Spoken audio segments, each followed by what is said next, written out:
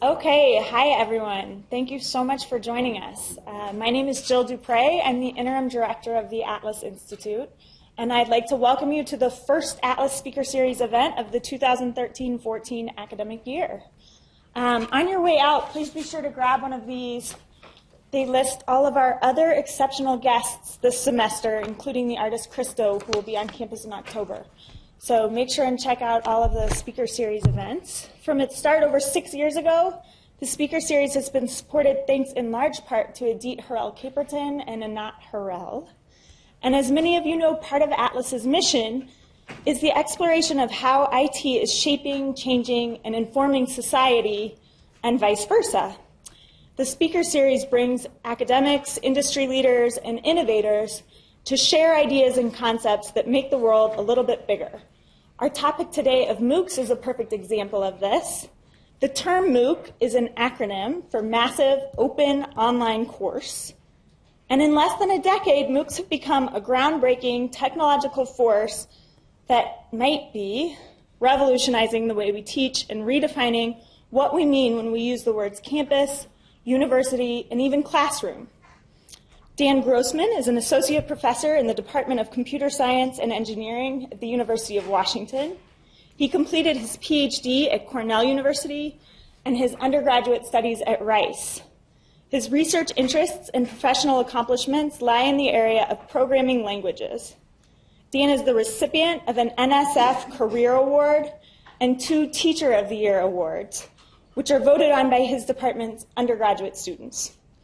Dan's talk tonight centers on his experiences and perspectives teaching a popular undergraduate MOOC on programming languages. This is relevant for students of all kinds who are interested in online learning as a way to replace or supplement what you have access to here on campus. And for universities like CU, it's a way to explore how to get our classes to a worldwide community of learners. Thank you so much for being here, and please join me in welcoming Dan Grossman.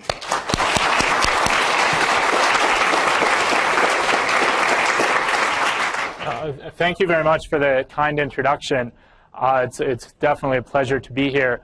I tend to just jump right in. My goal today is that you'll increase your understanding in some way related to MOOCs, even if you've heard some of what I'm going to say, maybe correct a misimpression, and then hopefully there'll be at least a little bit of time at the end to learn from you, because my understanding and beliefs are certainly always evolving as well.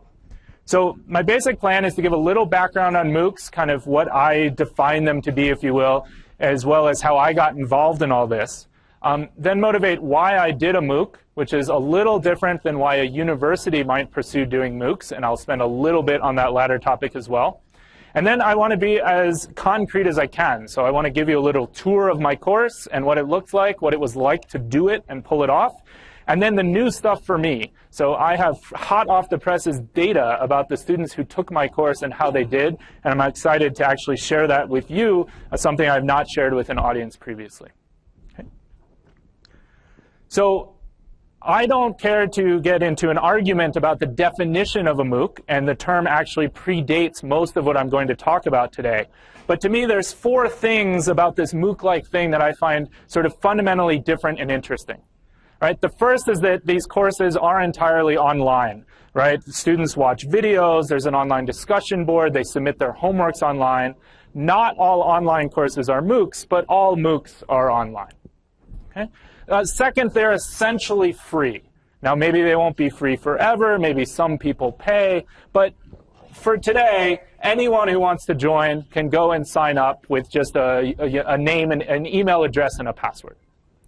Third, I think this is the most interesting one. They're semi-synchronous. So here's what I mean by that. A synchronous course is like I've been teaching for the last decade. We all get together here in the same room at the same time. When it's time for the final exam, you show up and so on. Asynchronous would be, say, a self-paced course, or buying a textbook yourself and working your way through it. Semi-synchronous is in the middle. So these MOOCs tend to have a start date and an end date. Homeworks are due at certain times. That all comes from the synchronous world. But the asynchronous aspect is the videos are available 24 hours a day, 7 days a week. So your time zone, your lifestyle, things like that don't get in the way of your participation. And finally, there's the scale. We've engineered these courses so that there is no additional work when more people sign up. Nothing flows through the course staff. And in fact, as the course gets bigger, it actually gets better, because the average amount of time before someone's question gets answered on the discussion forum goes down, not up, because the students have to help each other out. So when I saw these last two things, it suddenly occurred to me, just as a fellow academic, wow, things are a little bit different here than I might be used to. So a little bit of recent history. I'm certainly being unfair here to a lot of the work in online education and massive courses that came before, but this is enough for today.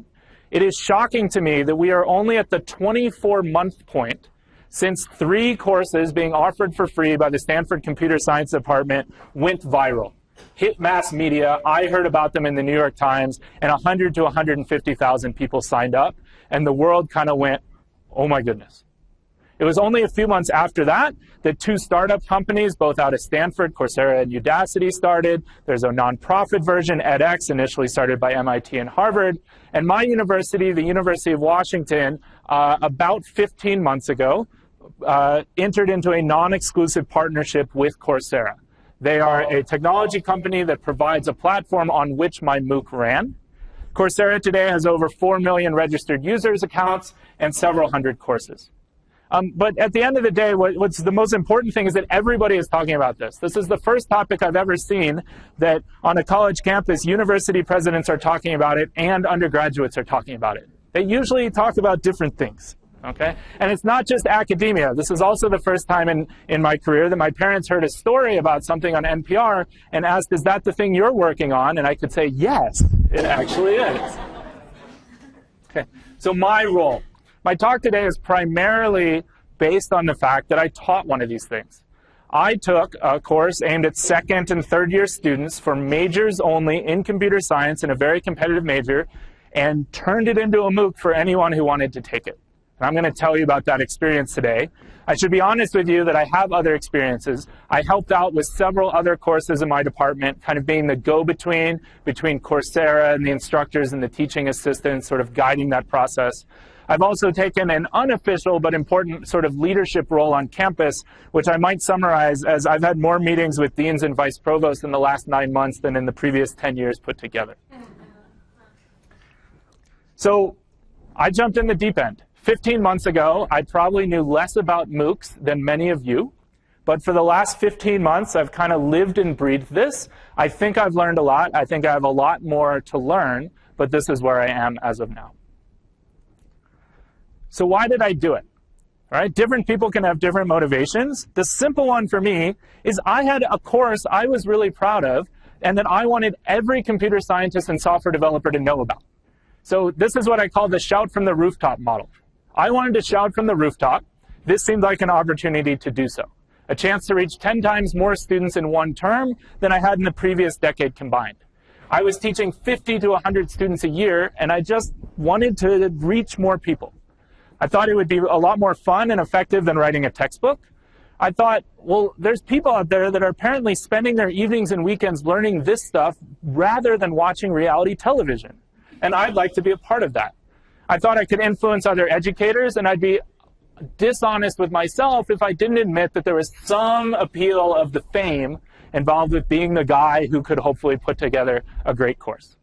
The secondary reason is I wanted to be a part of academic change. Nothing is more frustrating than thinking you're a leader in some field and then reading about the most exciting thing to happen in years in the newspaper.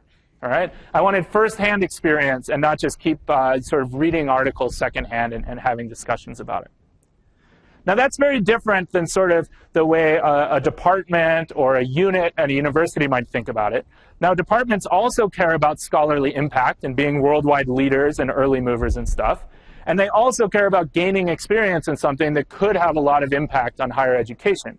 But there's some other things too. So I think our motivation was largely reputation-based. I think putting together a great online experience is worth more than all the glossy brochures in the world, although do still pick them up after the talk.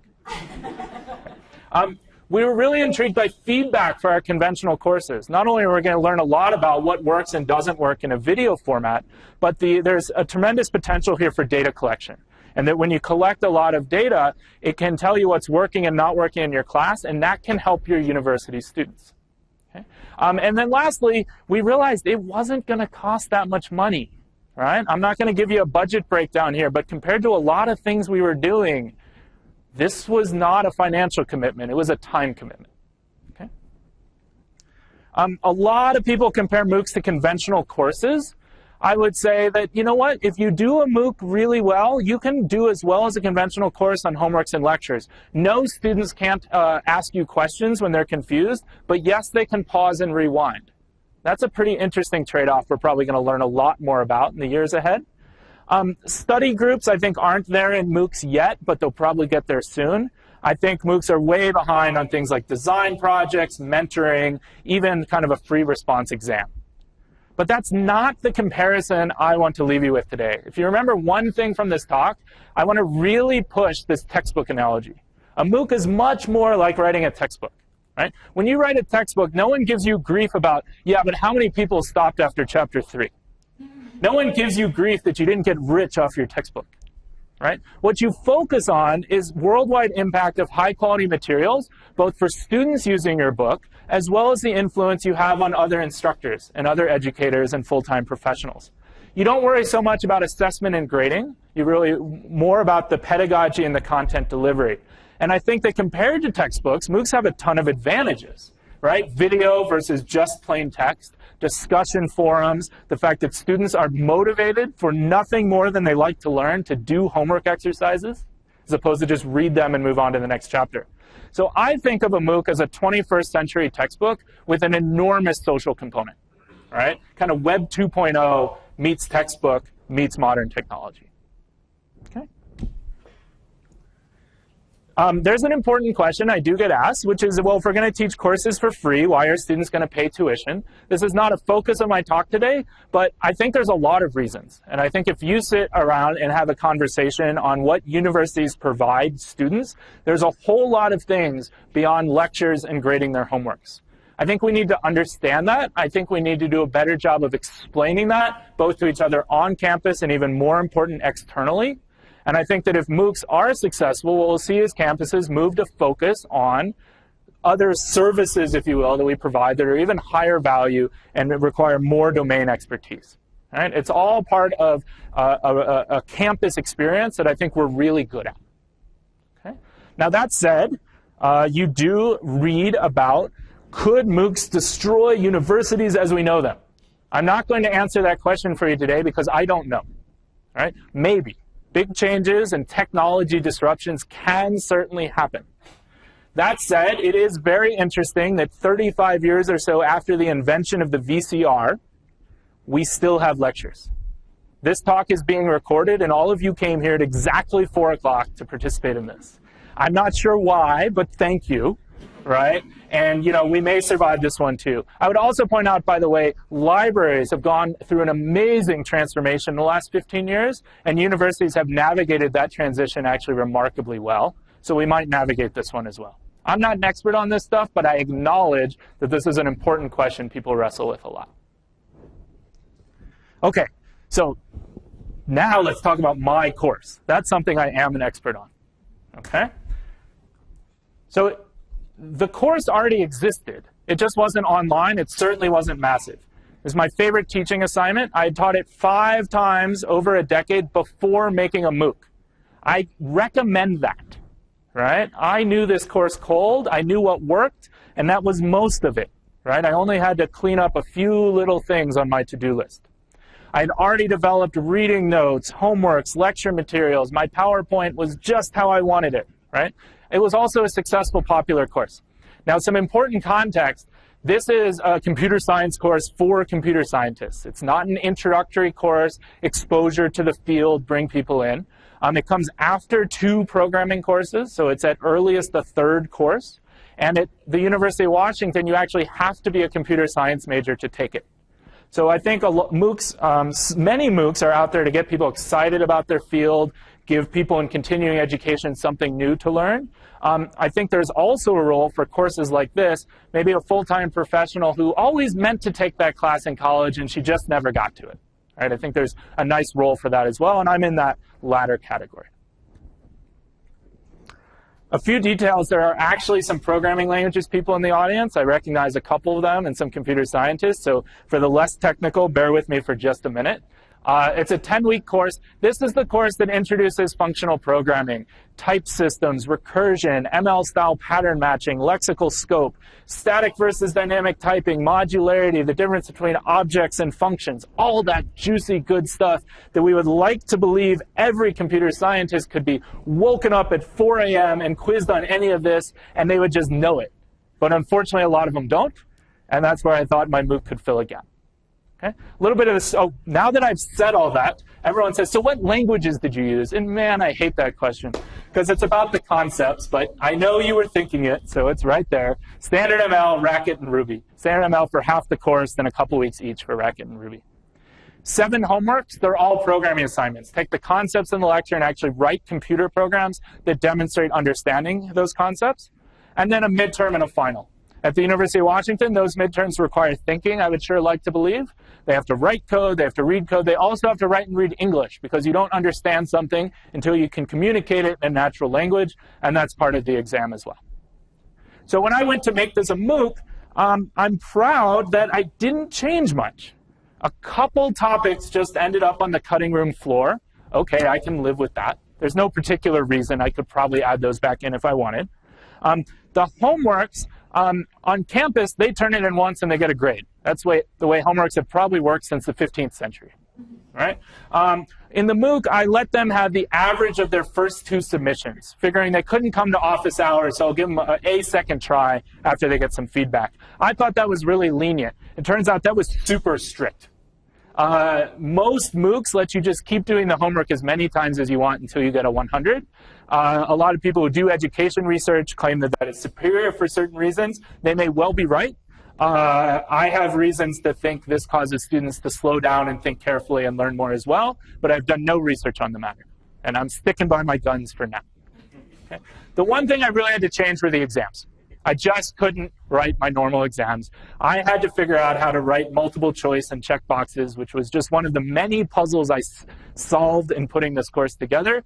And I don't like those exams as much, but I like them a lot more than I thought I would, which is a little surprising. Okay? So when you go to do the MOOC, the thing people tend to focus on are the videos. They aren't 50-minute or 90-minute lectures. They're kind of 7 to 12-minute chunks. I would release them a week at a time, so there'd be about 3 hours of videos available. I'm going to show you one in just a second here. The thing you'll see in the videos, I don't just march through PowerPoint. I'm teaching things about programming, so I program in front of them a lot. And doing that on video was kind of I was already doing it in the classroom. So I had sort of years of experience of teaching in that way. And then the teaching assistants went in and added little quiz questions, and I'll show you that as well. The homeworks were really the same as from my University of Washington course, just with all new auto-testing infrastructure. That was the thing I worked with TAs for months. And I said, this script must never fail. It must always work. It must always give feedback. It must be secure. And it must give them a reasonably fair grade. We did correlation analysis with our ground truth homeworks that have been human graded in previous academic terms. Turns out the computer was actually a little meaner. It couldn't see that you kept making the same mistake over and over again. More advanced systems could do better, but we did our own. I also used peer assessment. So I did not want someone's full grade to just be what the computer said you got. All right? A big part of this course is about writing elegant code in good style. And I didn't want 0% of your grade to be about that. So what I ended up doing is letting 10% of the homework grade be based on how your peers evaluated the style of your code. I gave sample solutions and very detailed rubrics. And I did this because I couldn't live with myself not having style be part of their grade. And it turned out to vastly exceed my expectations because I think students learned a whole lot by doing that exercise. That was not my original motivation. Live and learn, there happened to be collateral benefits I had not anticipated. The exams were open book, open note, open everything, basically. And then the discussion forum is a huge part of the course. That's where students learn from each other, ask questions.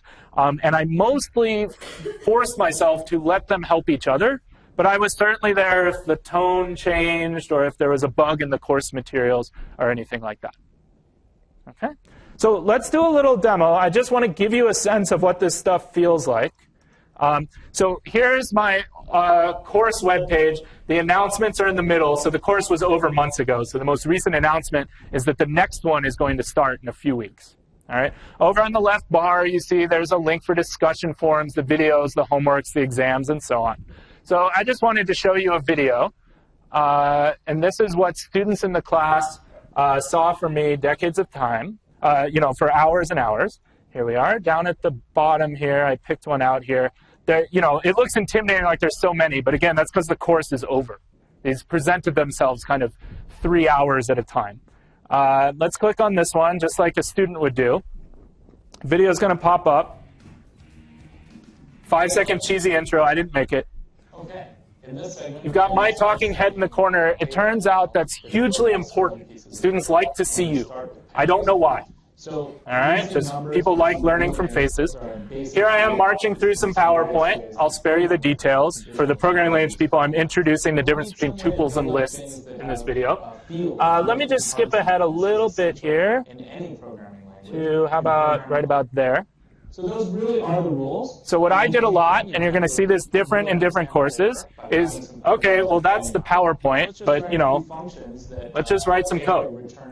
And no, I, didn't always get it exactly right. I'll backspace, I'll make mistakes, I'll delete things. A little pro tip, I had a copy of the code that I was looking at. All right, but I'd still type in. I would often ad-lib, call an audible, and do things differently than were there. And so on it goes. And if you jump ahead a little bit here, I've written a bunch more code. And then you might be able to see here this little yellow line down here in the video. If you watch the video in the browser instead of downloading it, at various points, little questions will come up. All right? And it'll basically a very simple multiple choice question to sort of on the fly test understanding. We put these in. The TAs actually wrote them. If you get the wrong answer, it gives you another try. Then if you get the right answer, it says correct. You can skip it if you want. Sometimes I can have an explanation come on, and away we go. I think some of the pedagogic value is obviously this sort of active learning. Are you paying attention? I think some of it is just make sure you don't zone out your computer. Right? I could probably ask a question about toothbrushes, and it would have, some percentage of the positive effect. Okay? Any questions or thoughts about this so far? Okay. I have a question. Sure. Was this your teaching assignment for the semester? No. So different universities will do this differently in terms of how faculty are compensated or rewarded or whatever. I did this as a matter of choice. In terms of, in my spare time when I do my research and my meetings and my service, this is when I did this as well. Now, I was teaching the same course at the same time, and as a matter of strategy, my MOOC lagged by about a week, which allowed me to, if any big mistake came along, I had time to fix it. You mentioned you had TAs. Yes. Was the university providing TAs with salaries? I used the same course staff for both the conventional offering and the MOOC. That was a slightly larger course staff than I would have otherwise used, and department resources picked up that difference. There was, in this case, no additional resources provided from elsewhere. That's just going to differ at different places. Oh gosh, we opened the floodgates. We'll take like 3 more, which is great, but then I'll never get to the data if we take too many. Yes? The questions, did you require successful submission before you proceeded, or could somebody just scan? No, they could skip. They could just skip ahead. In fact, if they download the videos, these questions, just as a matter of technology, these questions are not in them. So if they wanted to do it on their daily commute, then they lose out. Yeah. So you mentioned that the discussion forums kind of manage themselves without you having to intervene. Yeah. How do you stop them from just going like all nuts? Oh, they go all nuts. So the question is, how do you manage the discussion? But the first week and a half of the course is actually really scary. The discussion forum takes a while to develop community, and I actually think one of the things MOOCs need to get better at is managing the first 7 days. All right, if those of you who have taken MOOCs and stopped within the first 7 days, you're missing steady state in a big way. And I don't have, you're going to see that in some of my data, actually. We need to learn techniques for managing the crazy beginning, and then it works pretty well. One more. So now that all of these are up here online, Yeah. like we just accessed a video, Yeah. can I go and do this course on my own right now? Or like what is Yeah. the benefit of Yeah. starting when the next course starts? Right, so can you just use what's the benefit of starting? So I actually don't let you go and start this course. If you go to sign up, you have to wait till September 27th when I open the page, and you have to wait each week for new videos to come out. And the advantage is that then the discussion forum has people who can help you, that you're part of a worldwide cohort that's going through the class at particular times, and you have certain deadlines, and you have both the motivation and the satisfaction of completing the course in a timely manner if you wish to do so. That said, just as a practical matter, once you sign up and the next course starts, I don't ever lock you out. So then if you choose to go through it at a much, much slower pace, I won't prevent you from doing so. You Yep. mentioned this textbook relationship. You have a textbook mode.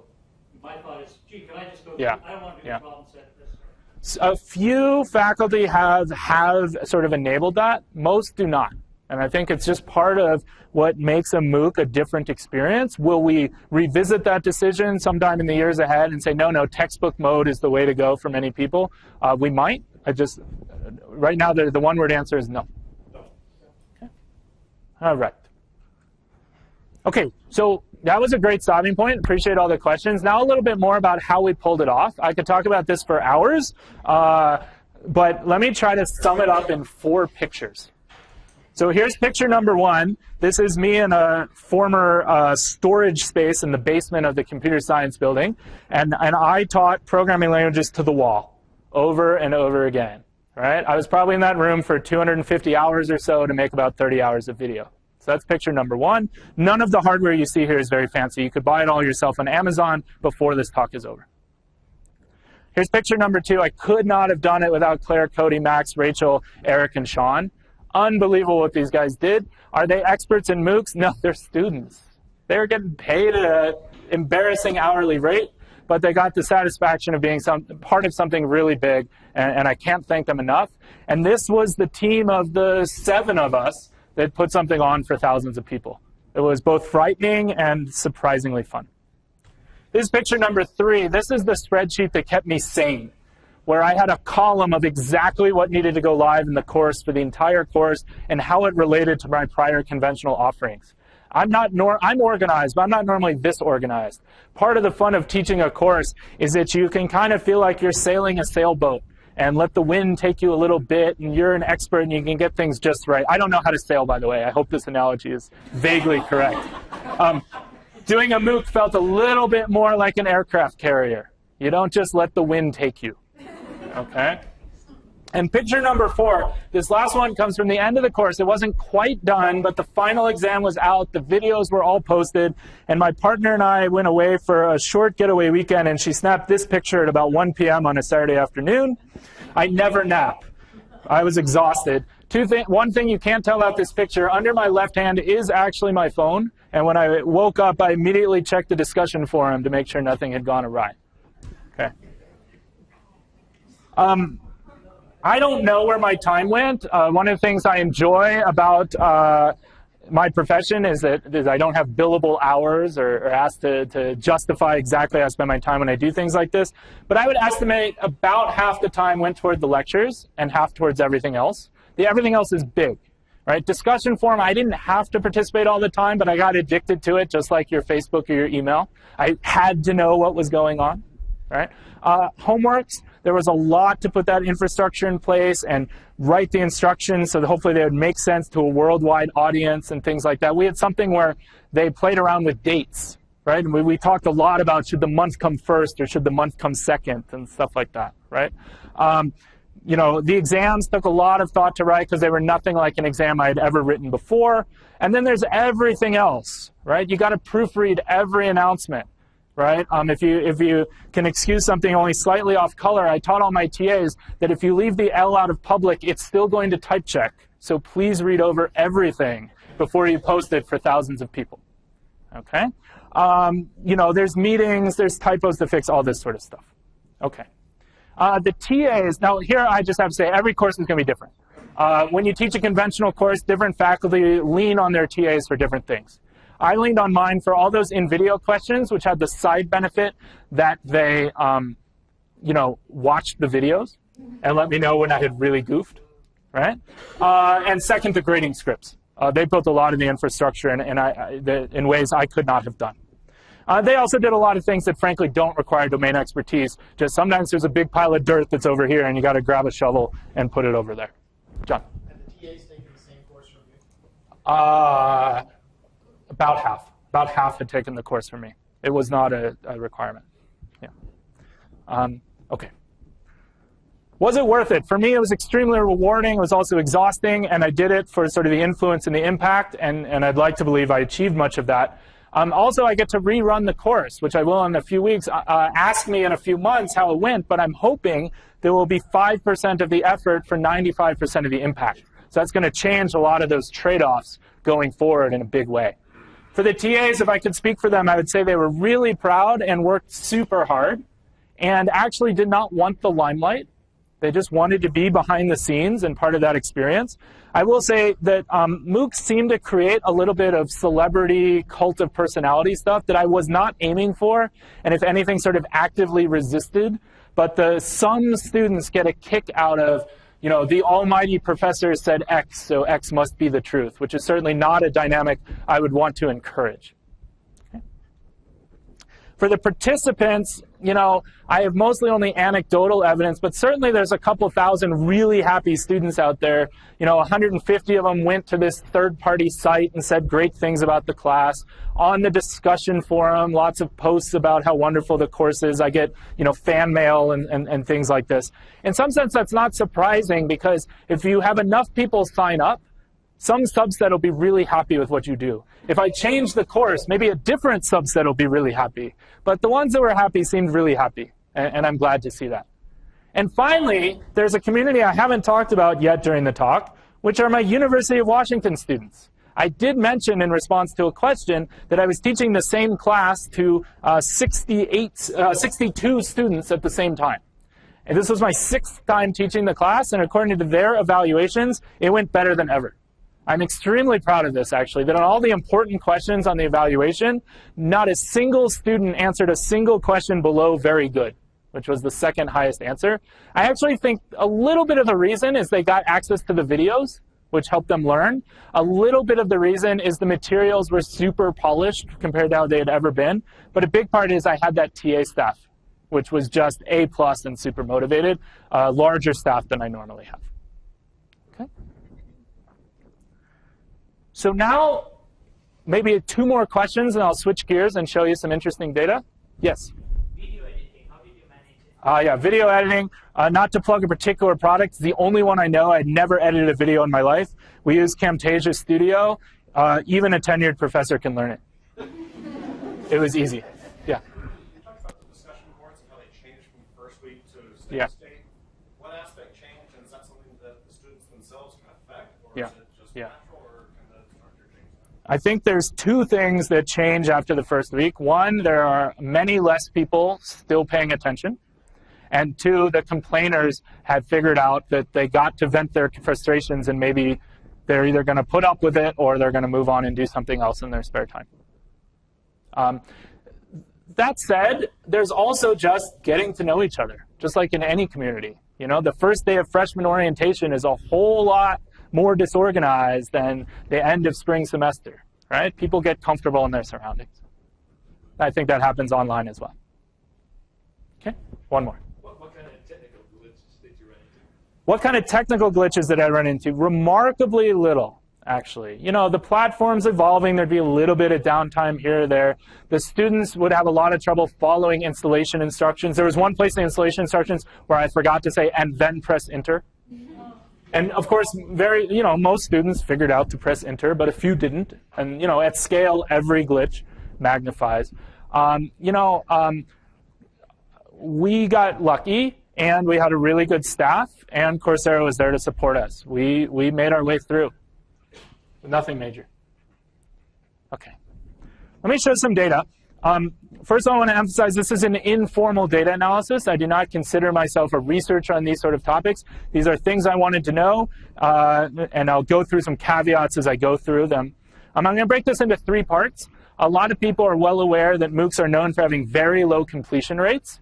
By the standard measures, my course had a very low completion rate, but I'm going to break it down for you and show you why. Then I'll do some demographics of who signed up and completed the course, country, age, that sort of stuff.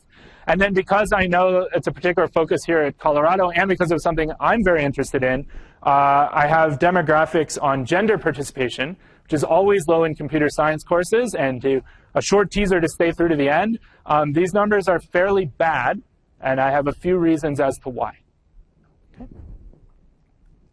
Okay, so here's the overall picture that shows the very fast attrition in my MOOC, and I think the similar numbers are quite common.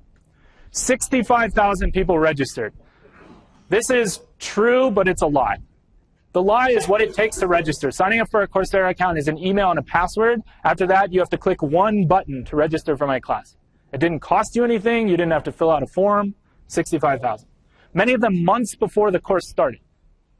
So once the course actually started, we collect data on everybody, right? So how many clicked play on a single video at some time in the first 2 weeks of the course? Fewer than half. Okay, so, you know, don't blame me for that attrition, right? In some sense, blame the people who told you 65,000. Now, they did something. They saw the University of Washington name. They thought they might be interested, but I'm at least more comfortable in the 27,000 number. How about watched through approximately an hour of video in a timely fashion? Kind of the end of the equivalent of coming to the first day of your class, right? About 12,000. Because some others watched the video where I explained recommended background, said, oh, this is not an introductory course. No harm, no foul. You know, something else would be a better match for me. That seems fine. Now, there's still a big drop-off between that and did the first homework. Some of the other ones maybe had no intention of doing the homework, a question I'll return to in a few minutes. But that was fine. After that, you continue to see attrition throughout the course. More on this on the next slide. And then the number who did very well with my stringent grading policy and got a statement of accomplishment for getting at least 70% of the course points was 1,716. Okay. That's still a lot of people, by the way. Completion rate might be low, but the numerator is still significant. And then, you know, a bunch of fan mail. This is sort of fairly consistent with data I've seen sort of informally from other sort of difficult non-introductory Coursera courses. And whether this is good or bad, you are absolutely genuinely entitled to your own opinion. I find this successful. I had many students, I met someone who loved the class, but after the midterm work got busy and she stopped doing it. Okay, right? If my comparison point is you weren't watching Survivor, I think this is great. My comparison point is my University of Washington students. This is less great. Okay, yes? Are there students who took it and did not pass, who completed but did not pass? Yeah, and I said, so pass, by the way, first of all, I'm not really super interested in passing anyone who enjoyed the course and learned a lot from it. I think this is wonderful. In order for this PDF file that says you successfully completed your course to be, I had a trade-off between thank you so much for participating in the class and making it something people were really proud of because it wasn't easy to get. And I set that at 70%, just like in a conventional course, you set grading cutoffs, and that's where it was. I have a whole spreadsheet of if I dropped that 70% down, what would happen to this number. I don't have that in this talk, but you know, I have the data. Okay, yeah. Are there any retention efforts in place? Are there retention efforts in place? For this first offering, not really. For the second offering, I'll try to do a little bit more. There's only so much you can do other than sort of send announcements, have an active community that helps people on the discussion forum, improve your materials, and so forth, right? You could imagine something more proactive for certain cohorts or dynamics, but that's all kind of to be done in the future. Okay, so choose your denominator, right? I'm careful now. I've been playing in this space for 15 months. I do not tell people that 65,000 people took my course because I don't like that number. And I don't like what it means. So I get to choose a different denominator. I reject, and I hope you will reject, the idea that I had a 2.6% completion rate. Now, I don't know what the right measure should be, but I'll toss out two plausible ones, one which seems reasonable and the other is kind of tilting the scales in my favor. The reason one is let's look at the ones who actually took the pre-course survey, right? It only took a few minutes to complete, right? If you can't actually take the survey that asked you 3 times to take, that's fine. You're still welcome. A couple hundred people did pass without taking the survey. But of those, I actually have an 8.9% completion rate. That's low, but it's not 2.6%. Now, here's the other thing I could do. I could say, let's not measure the first week of the course. Let's wait and see, did you get 70% on homework 1? Now, is that a high bar? Well, homework 1 is not easy. This is an advanced computer science class. But when I give this exact same homework at the University of Washington, the median score is well north of 95%. So this is not a high cutoff for people with the recommended background for this course. If I look at those, 3,000 people met that bar, and almost half of them passed the course. So the takeaway here is, yes, there's lots of attrition, but it's early. It's very early, okay? So now let's look at that 49%, or actually the other 51%. What happened to them? Here's a graph where on the x-axis I just have the 7 homeworks. I left off the exams just for simplicity. I could have put them on as well. And the y-axis is the number of people who got at least a 70% on that homework. And what you see is a surprisingly smooth curve downward, especially if you're me and you know that homeworks 5 and 7 are significantly more difficult than the other homeworks in the course. Right? That smooth curve suggests to me, my conjecture is, it's not really about me. It's about them. It's about their life. And it's okay when your kid gets sick or work gets crazy or you go on vacation or you've simply learned enough and you drift away. Right? Or maybe you come back later at a slower pace and continue. These are people who did it before the deadline and so on. So, you know, this is fairly common to see this slow, steady drop-off as you go through a course. And we can examine strategies in the future on how to avoid this. So I have kind of a cynical view on completion rate. If someone came to me and said, what should I do to drive up completion rate? I would say, the data is clear. Make your course shorter. Every week you shorten your course by will have significant impact on your completion rate. After that, require less work. Let them keep resubmitting their homework. Set the passing line at 50% or 40% or 30% instead of 70%. And let's really cheat the numbers by not letting them sign up months in advance. Right? If you wait till the 2 weeks before, you can have a lot less signups. Those people are going to be engaged and more likely to complete. So this is my way of saying the completion rate game is maybe a bit of a red herring. That said, I do want to study this more. And next time, I'm going to do something, and Coursera is going to do something that I think will be very illuminating. First, I'm going to ask them not to take the pre-course survey until after they've watched about 20 minutes of video. That encourages a little bit of buy-in. That's also the videos that kind of explain recommended background and what the class is going to be like. If you decide that's not your cup of tea, let's not pollute the data with filling out the survey. That's perfectly fine. And then we're going to ask some explicit questions. Do you actually intend to do the homework? You're welcome to watch the videos and not do the homework, but what is your intention as you go into the course? Do you intend to work hard enough to get the statement of accomplishment? Or are you a bit of a lurker, an auditor? I just want to watch. That's fine too. And if you do want to intend to earn a statement, how committed are you? Right? Because what we maybe care about more are the ones who thought they were really committed to doing all the homeworks and getting the statement, getting frustrated and leaving, or are they in it for the real thing? So, because at least for my course, we don't yet know whether students are getting out of the course what they want to get out of the course, because we didn't ask them what they wanted to get out of the course. Oops, hindsight is 20/20. Okay. That's my completion rate story, although I'll go back to completion rates as I do some demographic breakdowns. Let me now do some country, age, prior background stuff. I have to be a little more careful here with my numbers. I have demographic data, pre-course survey data, for 16,500 people. That's only a 26% response rate. Depending on your background, that's really high or really low. I don't know. This is not my area of expertise. What I can say is I have no clue how that sample might be biased. If people from some country are less likely to fill out a survey, I'm not going to know that. Okay? For the completers, my response rate is actually high, even though all my demographics are from the pre-course survey. Only 237 people who completed the class did not fill out the pre-course survey. Other caveats, all the data is self-reported. It's fairly easy to cheat in a MOOC, which could bias my numbers about who completed. People might have completed who maybe should not have. That said, I don't have any evidence to believe that was a significant problem. Something I did not ask about is your existing education level, but some other data I've seen from other courses suggests that a significant majority of people completing MOOCs already have a bachelor's degree.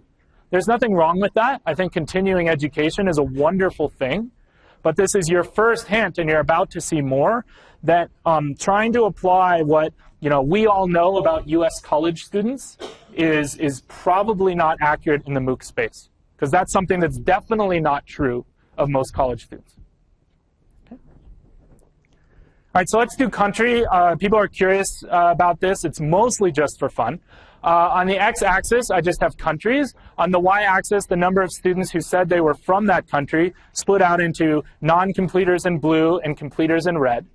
Let me show you three things from this graph. One, 31% of students, only 31% of students were in the US. The vast majority were outside the US. Two, you can't see it from the graph, but when you look at the data, outside the US actually completes at a somewhat higher rate, which is interesting because in the past I had, by definition, been teaching to students who were physically in the United States. All right? And third, there's a huge other. Right? Even after you take out the top 30 countries represented by number of signups, you're still missing about 20% of the students in your class. So it's a very heavy tail with a big global reach. Right? People have heard about MOOCs everywhere.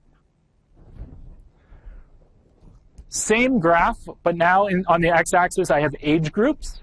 Right? So under 18, 18 to 25, and so on. And maybe not surprising, the vast majority are sort of in that 18 to 35 range, right? Old enough to learn this kind of material, but young enough to maybe have the time or be comfortable in an online education setting or whatever, but certainly significant numbers, both older and younger. But this graph is actually hiding something more interesting, which is the completion rate broken down by age. So for example, among the 18 to 25-year-olds, there's a 6% completion rate. That's just the red strip at the top divided by the height of the bar. And it turns out that's low. All the older groups do noticeably better. The under 18 group does very poorly. I don't know why, but I can make conjectures like you're better off being sort of more studious and more mature. The under 18 maybe just kind of wanted to see what college was like. I don't know. I just know that these are pretty significant numbers. And also maybe speak to the continuing education benefits of MOOCs. Okay. And then the one that surprised me the most, recommended background. So again, this is just a little bit of computer science talk. On the sign-up website, which reading from top to bottom would probably take you about 3 minutes, if not less, I said in a section labeled recommended background, students should be comfortable with a bunch of topics you would learn about in an introductory or first or second programming course. In particular, I said you should be comfortable with recursion, though recursion will be reviewed and expanded upon. And then in a moment of pure luck, I thought I should ask about that on the pre-course survey. So I asked, how would you describe your comfort level with recursion? 1, I've never heard of it. 2, it seems magical, but I tried to learn it. 3, I think I have the hang of it. 4, recursion is easy and natural. So I'll give you 5 seconds to guess what the pie chart looks like. This is of people who filled out the survey. 20% had never heard of it. And another 1 in 5 thought it seemed magical.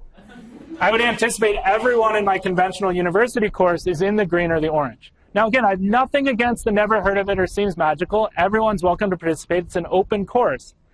But now let's think again about completion rate. Right? You're signing up for a course that I don't think you have the necessary background for. Will that translate into different completion rates? Oh yeah. Right? If you've never heard of recursion, you had less than a 1 in 100 chance of completing the class. Seems magical, 3.5 out of 100. And then the numbers go up to something more reasonable. All right? Still low compared to a conventional university course, but this is a very telling question. Okay? So I find that interesting. Okay, now I'm going to talk about gender. I still have several minutes, yeah? Okay, so I want to prep this, because the numbers are worse than I thought. I've only known these numbers for a few weeks, and they were worse than I expected. So I want to tell you, I will end with some silver linings and some opportunities. I also want to say, for those of you who don't know, the University of Colorado is home to the National Center for Women in Information Technology, which means there are probably people in this audience who are absolute world experts in this stuff. And I want to pay homage to that and say I'm not one of those people, but I'm a big believer in it, and I work as hard as I can as sort of an amateur on these topics and try to be well-versed and well-read. And we're absolutely on the same team. So I'm really proud of the fact that, for example, my academic department is something that NCWIT has labeled a pace-setter school, even though we, like everyone else, has more work to do. And in fact, let me digress for one slide and tell you how things look in my home department. For those of you who are not computer scientists, these numbers might look low. They're actually very high, okay, relative to the field. In our introductory course, we are now over 1/3 female, which has grown from 1/4 roughly a decade ago. And that's not because of fewer men. The course overall is larger than it has ever been. It has more men in it than it has ever had. Same story in CS2, although our percentage of women does drop. Everybody sees this. This is probably the thing we're least happy about, is our drop-off between the first course and the second course. If you look at graduation day, actually complete a computer science degree, in 2011, which is the latest data I could easily find, my department graduated 28% women in our computer science program, which is over double the national average. I can tell you my normal is now 30%. I taught the same material as my MOOC to 116 people between winter term and spring term. 30% were women, they got half the top grades and so on. So this is what I'm used to. And then in the MOOC, it didn't look like that. So of those who took the survey, 19% were female. Those numbers go up a bit if you restrict it to those in the United States. Of completers, 9% or 11%. So of the Americans who finished, 11% were female. Now in isolation, I could probably live with any of these four numbers, because even 9% is not that low compared to some of the statistics we see for women in computing fields, unfortunately. The problem is when you see these four numbers, you get a really terrible feeling in your stomach, because you realize that women's completion rate was less than half that of men. It's the only way you can go from 19% to 9%, right? So that's when I was like, we need to look at this data. Let me peel back a couple layers of the onion and show you something. So my first hypothesis was, crazy as it sounds, maybe recursion background correlates with gender. Because we know if you don't have background on that recursion question, you're much more less likely to finish. And I have no idea why it correlates, but it does. Look at this. Women are in the low two categories 56% of the time. Men only 36% of the time. To me, that's a big gap. I don't know why this is. These are two populations that chose to sign up for the course and fill out the survey, but somehow these are the answers I'm seeing.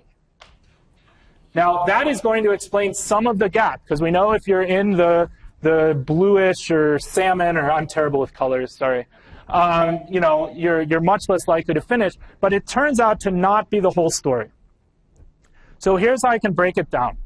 Let's combine the bottom two categories and the top two categories. So for the bottom two, what I might call probably too little background, the female and male completion rate is the same, 2%. But in the top category, I still see a big gap. Now, not as big a gap in that 2% is hurting my overall female number more than my overall male number, but this is still a big gap even for those who do have the background in recursion. So I'm not happy enough yet. So there is a bigger reason. I don't know what it is, but I know something. Whatever it is that's driving that big gap happens almost entirely before homework 1 is due. And here's my proof of that. The top row is the numbers for everyone registered. If I know you're male, 10% completion. If I know you're women, 4%. If you didn't take the survey, very small, because there's all the people who never showed up. Overall, that 2.6%. If I restrict it to got a 70% on homework 1, almost all of the gap goes away. There's still a gap, 52% versus 45%. I don't want any gap. But that's nothing like a 2-to-1. So if I want to make a difference, if anyone wants to help me make a difference, we need to do something in the first 7 to 10 days of the course, because the rest is in pretty good shape. Pretty good shape. right? So this is a segue to where I think MOOCs, despite potentially being sort of harmful for some of the things we've tried to achieve in the field, are also an amazing opportunity, right? This data was easy to collect and easy to analyze. It cost me almost nothing, right? I've got much more data that I haven't even had the opportunity to collect or look at. Like it's being stored on a hard drive somewhere, right? MOOCs provide opportunities to quickly and economically get at levels of detail and scales of data that are very difficult to get otherwise. I think we have a lot of opportunities to learn more. I was able to figure this out in less than a day. I think MOOCs can also provide things. There was a question about retention. I think things like distributed cohorts, that maybe nobody like me is in my particular hometown, but there's someone the next time zone over who I could be connected with through the discussion forums. I think there's opportunities there. You could provide mentors. You could provide on-ramps before the course begins. You probably have a lot of ideas here too. MOOCs are not entrenched in legacy decisions. You can kind of do whatever you want right now, which is really nice. They're an attractive target, right? Changing the numbers on a big course makes more of a difference than changing the numbers on a small course.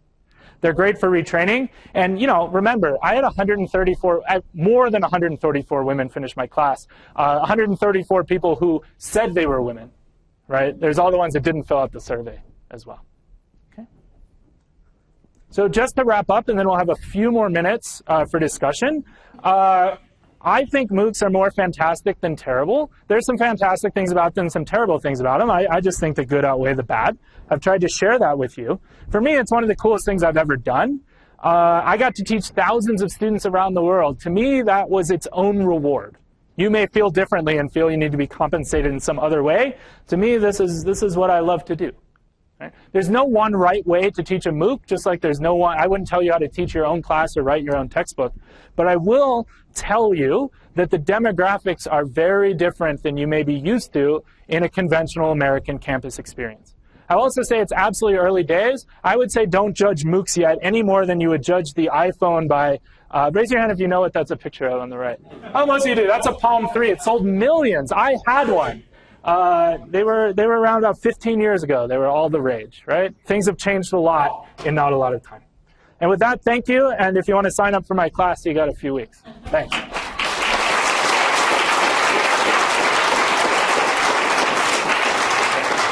And is someone going to tell me when to stop? Because otherwise I'm just... Stop whenever you take however you okay. You said that you've taught this course on a regular campus basis. Have you ever thought about teaching it on MOOC while teaching it to a campus course? Right. And what are the essential barriers to doing that? Right. So I have taught the course to my UW students at the same time I was teaching on the MOOC, but the student populations were separate. I told my on-campus students, don't go to the Coursera site. You are getting the VIP experience. Go to the regular website. Come to my office hours. Conversely, I didn't even hide my course webpage from the world. They could get to it, and they didn't mess with it. It was nice. Okay. I kept it separate mostly due to my conservative nature. I had a good class, and I didn't want to damage that in any way. Okay? Next time, I might consider some ways to merge things a little bit more. I might do a little bit more to flip the classroom and ask them to watch videos ahead of time. Mostly what I loved is if I was running out of time on a Friday, I could say, if you want to do the homework before Monday, go watch one more video. Otherwise, I'll pick this up at the beginning on Monday. And I never had that opportunity before. So it afforded me a little bit of flexibility. That's probably a disappointing answer to you. There's so much more I could do. But I kind of took and if it ain't broke, don't fix it mentality toward my University of Washington course. Yes? When you offer this online again, are you retaping all your videos or just select pieces? Right. When I'm doing it online again, am I going to retape the videos? No. No. As much fun as it was. I went back in the recording studio for the first time in 3 months the other day, and it was like, oh, I remember this. I didn't hate it. I grew to love it, but it was just a lot of work. What I'm going through is there's a half dozen or a dozen places where I'm not happy with what I said. Okay? And I don't even want to do the audio dubbing to fix it. I could do that. It's not hard. Instead, what I'm doing is I'm literally editing the video to bring a little orange pop-up up that says, Dan is mistaken. Dan means to say blah. And Dan is spending a few hours this summer doing that, and this should be fine. I have this theory, which I have not evaluated, that will be better pedagogically than actually fixing the video. That making the occasional mistake and pointing it out with the orange box tells students I'm human, make sure they're paying attention.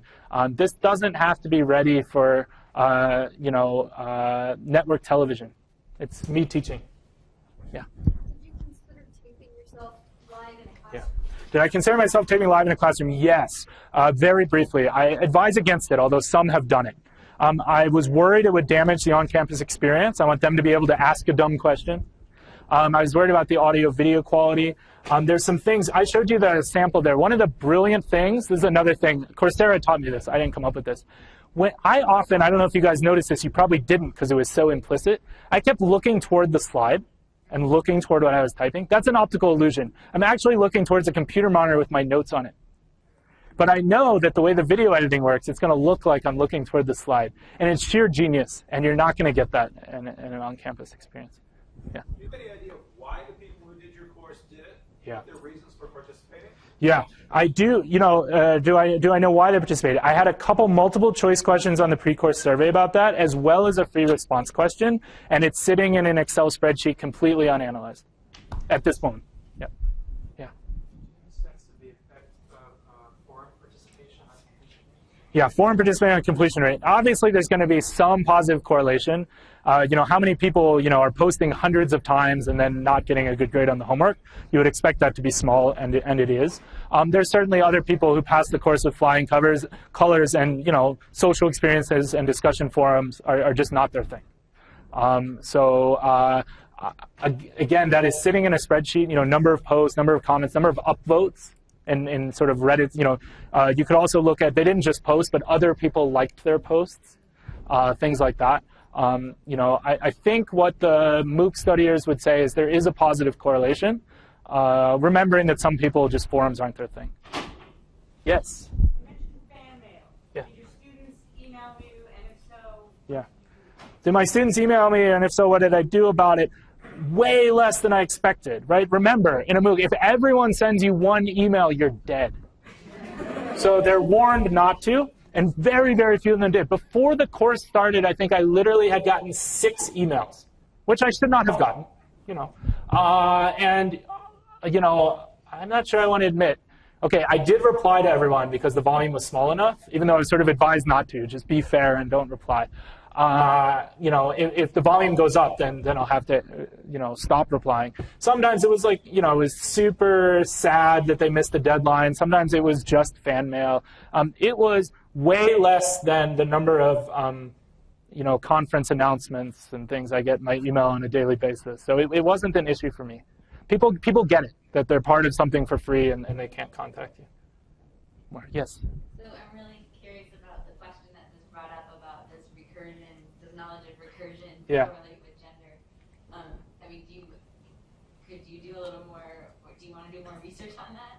Yeah, there's only so much I can do, right? Because I want the pre-course survey to be something that you can fill out in 3 or 4 minutes. I don't necessarily want to follow up with, wait, do you really mean it? But I do think there are opportunities there. There are plausible hypotheses, like one population is less confident about the knowledge they actually have. Is sort of a natural hypothesis you would come up with. I don't have a follow-up question to delve into that yet. Another thing is just in the second offering, will I see this again? Right? Maybe this is a fluke, although it's 16,500, it seems unlikely. Maybe one more question. Okay. See, I knew someone would cut me off. Following up with her question, Yeah. what I was kind of curious, you haven't probably captured this data, but how much K-12 exposure have they had before they actually took Right. the course through? Yeah, so because most of them, or many of them, are older, right? The number 25 and above is older. I don't necessarily want to ask K-12 exposure. I did ask a question like, do you work in this field? Do you have exposure to the field? Have you taken a course in this field? Do you have no exposure to the field? Something like that. I forget exactly how I worded it. And that's in the pile of questions I haven't analyzed yet. One more quick one? No. She says no. But I think I'll be around for a little bit afterwards. Okay. So bad. We know we're all dealing with diminished attention spans. Yeah. Are your online videos the same length of time as your class lectures? Did you you shorten your videos? Yeah. Did you have any experience with that? One of the things they tell you when you go to do a MOOC is aim for 6 to 10 minutes for your video lengths. So I had to take all my beautiful 50-minute lectures and chop them up. That was a very valuable exercise for me to understand where the natural stopping points were. I took it pretty liberally. Some of my lectures were as long as 14, some were as short as 5. I did aim for that 7 to 10. What I've found for most instructors, you get much better at it. Your first week, you got a bunch of 13s and 14s. Then you get the hang of it. You know, some people want to sit down and watch an hour all at once. Some people want to watch one every morning on the bus. I think breaking it into pieces is mostly, if anything, just convenience for the students to not have to search through a really long video file. I don't have deeper insight into it than that. Yeah. Okay, thank you so much.